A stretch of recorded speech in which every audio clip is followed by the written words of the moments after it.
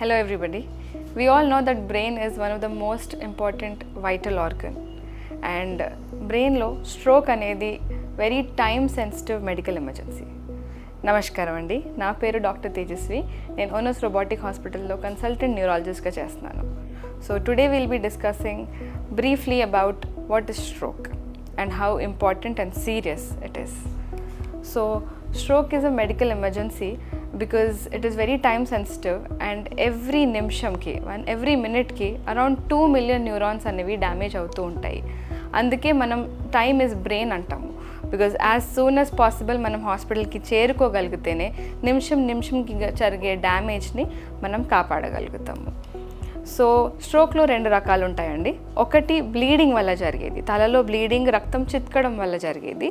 ఇంకోటి రక్తం వెళ్ళే పైప్లో బ్లాకేజ్ వల్ల జరిగేది. సో దాన్ని ఇస్కెమిక్ స్ట్రోక్, హెమరేజిక్ స్ట్రోక్ అని అంటాము.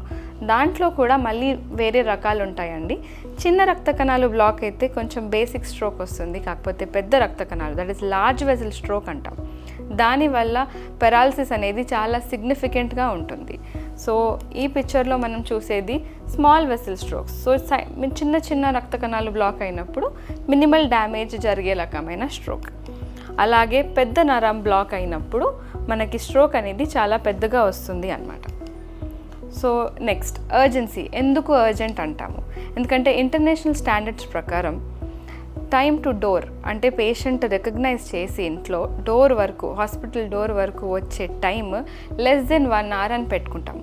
స్టాండర్డ్గా లెస్ దెన్ 1 hourలో రాగలిగితే మ్యాక్సిమం బెనిఫిట్ అనేది ట్రీట్మెంట్తో దక్కుతుంది.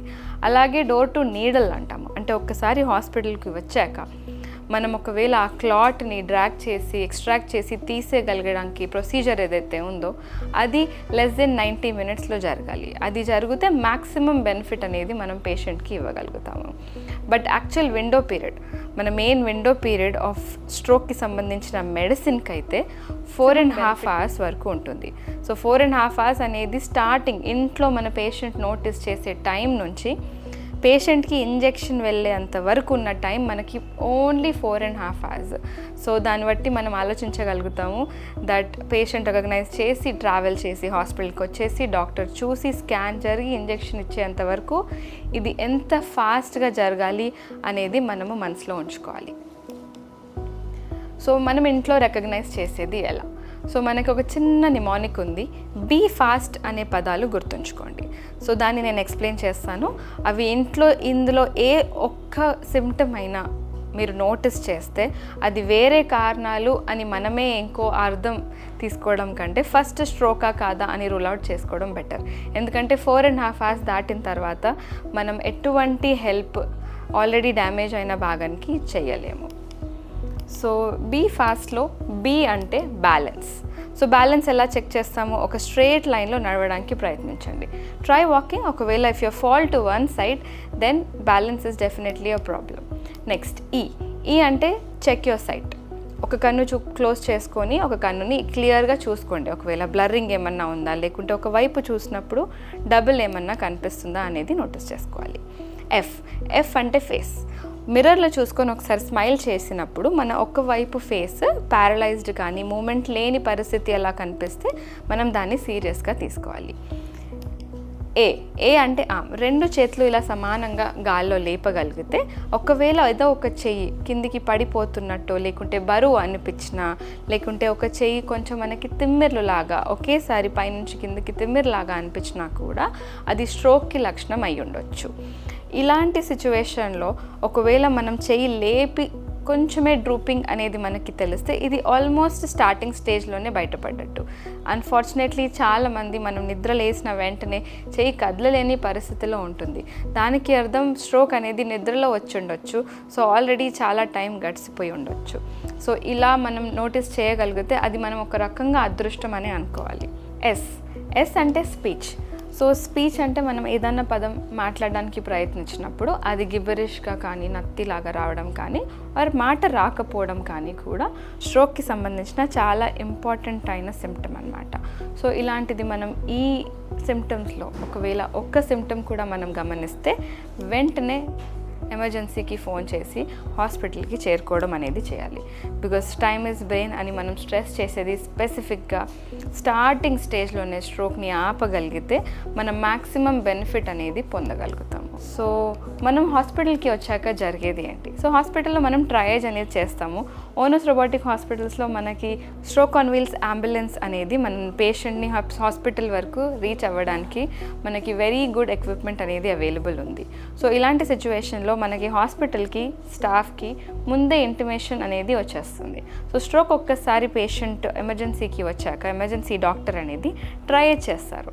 ట్రయేజ్ అంటే స్ట్రోక్ ఏ రకమైంది, దానికి మనం ఈ సిచ్యువేషన్లో ఏం చేయొచ్చు, స్ట్రోక్ రావడానికి పేషెంట్ రీచ్ అవ్వడానికి ఎంత టైం అనేది గడిచిపోయింది, ఇవన్నీ వాళ్ళు వెంటనే అసెస్ చేసేసి స్టార్టింగ్లో ఏ స్కాన్ చేయాలి, అది ఆ పేషెంట్కి సంబంధించిన స్కాన్ అన్ని సిటీలు కానీ ఎంఆర్ఐలు కానీ కంపల్సరీ ఉండవండి. టైమ్ పేషెంట్ ఏజ్ జెండర్ చూసుకొని టైమ్ ఆఫ్ ఆన్సెట్ నుంచి time of reaching the door అనేది చూసుకొని దాన్ని బట్టి మనం ఇండివిజువలైజ్గా డిసైడ్ అవుతాము. సో బ్రెయిన్ స్కాన్ అనేది చేసి నెక్స్ట్ ట్రీట్మెంట్ అనేది న్యూరాలజిస్ట్ అనేది డిసైడ్ చేస్తూ ఉంటారు. సో స్కాన్స్లో మల్టిపుల్ టైప్స్ ఓనస్ రోబోటిక్ హాస్పిటల్లో మనకి both CT and MRI in hospital available ఉన్నాయి. సో మనం ఇమీడియట్గా దాన్ని అసెస్ చేసుకొని ఈఆర్ అనేది టీంలో డెఫినెట్గా గో హెడ్ చేసుకోవచ్చు. సో స్ట్రోక్ కోడ్ అనేది యాక్టివేట్ అయ్యాక పేషెంట్ రీచ్ అయ్యాక సో ఈఆర్ టీమ్ కాకుండా డాక్టర్స్ కాకుండా క్యాత్ ల్యాబ్తో సహా ల్యాబొరేటరీ ఫార్మసీ ఎవ్రీబడి అనేది స్ట్రోక్ కోడ్ అనేది ఫోన్ కాల్ ఇమ్మీడియట్గా కోడ్ యాక్టివేట్ అవుతుంది. ఎందుకంటే టైం ఆ 4.5 hours లోపు ఇవి జరగాలి అంటే మనం పేషెంట్ పక్కన ఉన్న వాళ్ళు డాక్టర్ కాకుండా మొత్తం హాస్పిటల్ అనేది ఇమ్మీడియట్గా యాక్ట్ చేస్తే తప్ప ఇది 4.5 hours లోపు ఇంజెక్షన్ అనేది ఇవ్వడం అనేది జరగడం చాలా ఇంపార్టెంట్ అండి. సో స్ట్రోక్కి సంబంధించిన మెడిసిన్స్ ఏంటి? స్ట్రోక్కి 2 types ఆఫ్ మెడిసిన్స్ ఇవ్వచ్చు. సో మనం వీడియో చూద్దాము. వీడియోలో 2 రకాల ట్రీట్మెంట్ జరుగుతుంది. ఒకటేమో క్లాట్ అనేది మనం ఒక మెడిసిన్ ఇచ్చి ఇంజెక్షన్ ఇచ్చి దాన్ని కరిగించడం అనేది చేయవచ్చు. దానివల్ల మనం బ్లడ్ సప్లై అనేది రీస్టోర్ చేస్తే డ్యామేజ్ అనేది మినిమైజ్ చేసుకోవచ్చు. రెండోది ఏంటంటే ఒకవేళ 4.5 గంటలు దాటిపోతే మనం చేయగలిగేది ఏంటంటే స్టెంట్ ఒక వైర్ పాస్ చేసుకొని రక్తకణం నుంచి ఆ క్లాట్ని పట్టేసుకొని బయటికి ఎక్స్ట్రాక్ట్ చేయడం. సో ఇవి 2 రకాల ట్రీట్మెంట్స్ పాసిబుల్. ఈ ట్రీట్మెంట్ ఎవరికి ఏది డిసైడ్ చేస్తాము అనేది పేషెంట్ బట్టి పేషెంట్కి వచ్చిన స్ట్రోక్ బట్టి డిసైడ్ అవుతుంది. అలాగే ఏ టైం వరకు పేషెంట్ చేరుకున్నారు హాస్పిటల్లో అనేది మాత్రమే డిసైడ్ చేయగలుగుతుంది. సో ఇందులో ఫస్ట్ టైప్ ఆఫ్ ట్రీట్మెంట్ ఏంటంటే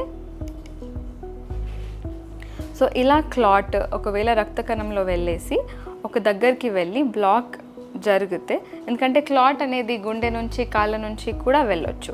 కాకపోతే బ్లాకేజ్ ఎక్కడ జరుగుతుంది అనే దాన్ని బట్టి స్ట్రోక్ ఎలా ప్రెజెంట్ అవుతుంది అనేది మనకు తెలుస్తుంది. సో ఇలా బ్లాక్ జరిగినప్పుడు ఈ ఆర్టరీకి మనకి బ్లడ్ సప్లై తగ్గిపోవడం వల్ల దాని చుట్టూ ఉన్న బ్రెయిన్ మాత్రమే డ్యామేజ్ అవ్వడం మొదలవుతుంది. నిమిషం దాటిన కొద్దీ ఈ డ్యామేజ్ అనేది పెరుగుతూ పోతుంది. అందుకే మనం మినిమైజ్ చేయాలి అంటే దీన్ని ఎంత తొందరగా అవ్వగలిగితే అంత తొందరగా క్లాట్ని డిజాల్వ్ చేయడం అనేది చేయాలి. క్లాట్ డిజాల్వ్ అయిన తర్వాత కూడా మనకి చాలా ఇంపార్టెంట్గా బీపీ అనేది లేకుంటే పేషెంట్ని చాలా మానిటరింగ్ అవసరం అండి. ఇది బేసికలీ ఐసీయూలోనే జరగాలి. అలాగే మనం ఇలా క్లాట్ డిజాల్వ్ అవుతుంది అనమాట. ఈ మెడిసిన్ క్లాట్ని బ్లాక్ చేసుకుంటే వెళ్ళేసి ఆ మెడిసిన్ ఆ బ్లాక్ దగ్గరికి వెళ్ళి అటాచ్ అయిపోయి క్లాట్ని కరిగించి బ్లడ్ సప్లై రీస్టోర్ చేస్తుంది. సో రీస్టోర్ చేశాక మనము ఇమ్మీడియట్గా దాని చుట్టుపక్కల ఉన్న డ్యామేజ్ని అప్పటికప్పుడు మొత్తం రిజాల్వ్ చేయలేకపోయినా డ్యామేజ్ పెరగకుండా మాత్రం డెఫినెట్గా కాపాడగలుగుతాం. సో ఇది ఒక రకమైన ట్రీట్మెంట్. ఒకవేళ పేషెంట్ 4.5 hours తర్వాత రాగలిగితే లేట్ అయిపోయినా కూడా జస్ట్ మిస్ టైం బార్డర్లో రీచ్ అయినా కూడా ఒక రకమైన ఆర్టరీ కంప్లీట్గా బ్లాక్ అయిన వెసల్ పైప్కి మనం ఇంకో రకమైన మెడిసిన్ ఇవ్వచ్చు. అదేంటంటే కాల్ దగ్గర నుంచి మనం ఒక వైర్ పాస్ చేసుకొని క్లాట్ ఎక్కడైతే ఉందో అక్కడ చేరుకొని మల్టిపుల్ మెథడ్స్లో వేరే టెక్నిక్స్లో మనం ఆ క్లాట్ని అనేది లాగేసి బయటికి తీయొచ్చు. సో ఓవరాల్గా మన అజెండా ఏంటంటే ఇది ఆస్పిరేషన్ అంటామండి, క్లాట్ ఆస్పిరేషన్ అంటాము. ఓవరాల్గా అజెండా ఏంటంటే క్లాట్ని అనేది బయటికి లాగడం. సో ఈ రెండిట్లో మనం ఏది చేస్తాం అనేది పేషెంట్ బట్టి ఉంటుంది. సో ఇవి మనకున్న మెయిన్ మెథడ్స్ ఆఫ్ ట్రీట్మెంట్ అండి. సో ఇది ఓనస్ రోబోటిక్ హాస్పిటల్లో మనకి ఎక్విప్డ్ క్యాత్ ల్యాబ్ కూడా ఉంది. సో సో ఇది మేము ట్రీట్ చేసిన పేషెంట్ రీసెంట్గా ఒకరు వచ్చారు with a blockage of the main artery అనమాట, లార్జ్ వెసల్ ఆర్టరీ. ఇక్కడ క్లాట్ ఉండేది. సో మనం డిఎస్ఏ యాంజియోగ్రామ్లో మనకు కనిపించింది.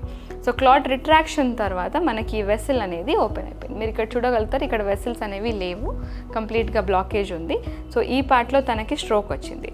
సో మనం రీఓపెన్ చేశాక తనకి ఈ వెసల్స్ అన్నీ మళ్ళీ ఓపెన్ అయిపోయాయి and patient walked out of the hospital thankfully.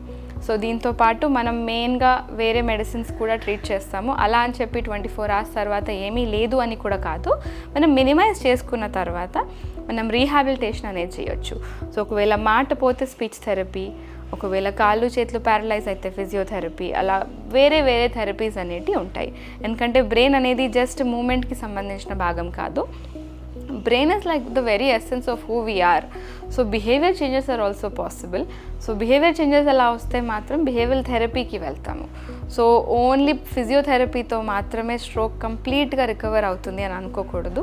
Rehabilitation అనేది ఒక పెద్ద డిపార్ట్మెంట్ ఉంటుంది, వేర్ బాడీని కంప్లీట్గా ప్యారలైజ్డ్ బాడీతో పాటు బ్రెయిన్ అండ్ మైండ్, స్పీచ్, ఎవ్రీథింగ్ని రీహాబ్ చేసిన తర్వాత వాళ్ళ రొటీన్ యాక్టివిటీస్కి ఎలా పంపించగలుగుతాం అనేది ప్రయత్నించడానికి చేసే మన ప్రయత్నం అన్నమాట.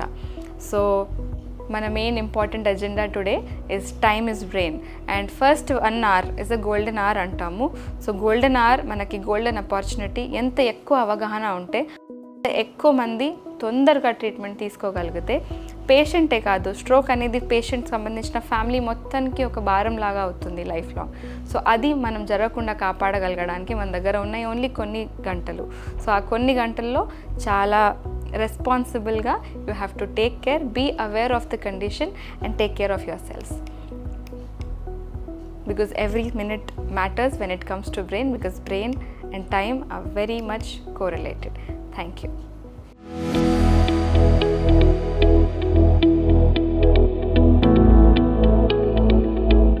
Your recovery is on us.